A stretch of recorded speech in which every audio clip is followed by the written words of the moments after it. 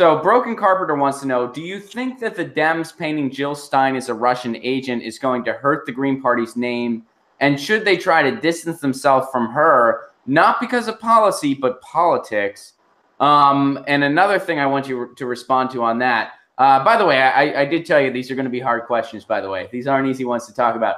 But I get these all the time. Gene points out, Chris Hedges called the Greens an ineffective bureaucracy trying to change the system by using the same system. So what is your response to that, and what are your thoughts on the Jill Stein question? Yeah, so, the Jill Stein question, for many of us, we wouldn't even know about the Green Party if it wasn't for Jill Stein. On the issues she was pushing for, it was 100% what many of us were in agreement with as progressive Democrats or burners.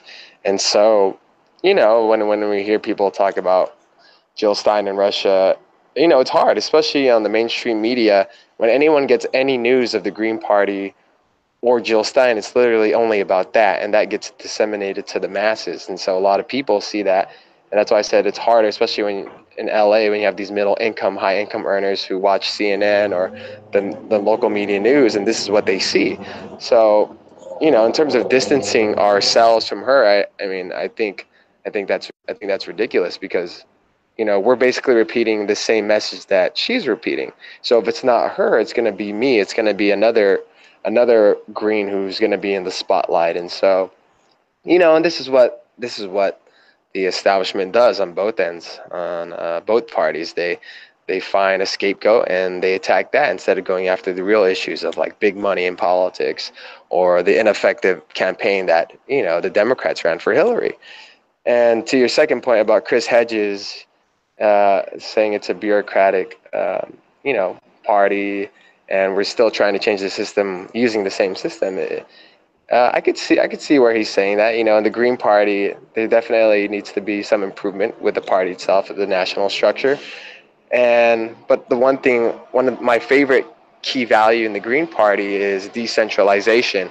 And although things might not be as organized or structured as many people see in the National Green Party, we thrive off of local Greens doing the work, and that's sort of what we're doing here in LA.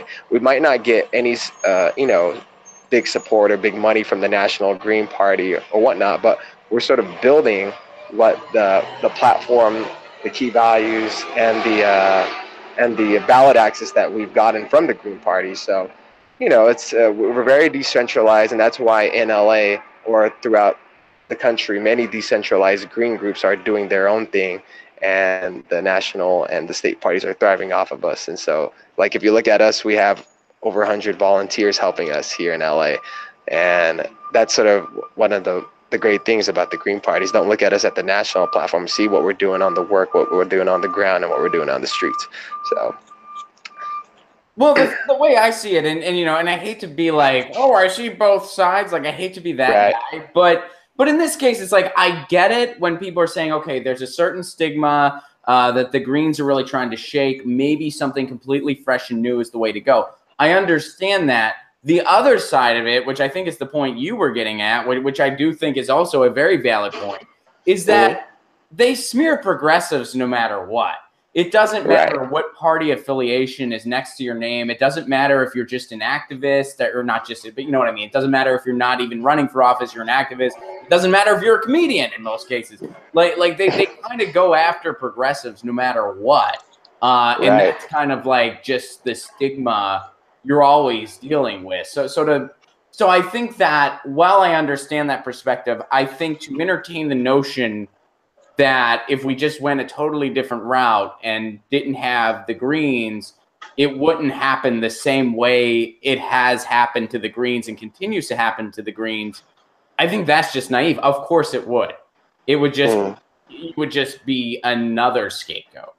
So, it's not an easy issue to solve, That's why we spend so much time talking about it. It's not, and I want to point that out. That's why we do a lot of community-based building here locally, that a lot of people don't see nationally. And if you want to see what good work is happening in the local community in LA, check out the Greens in Los Angeles. So that's what I'd say.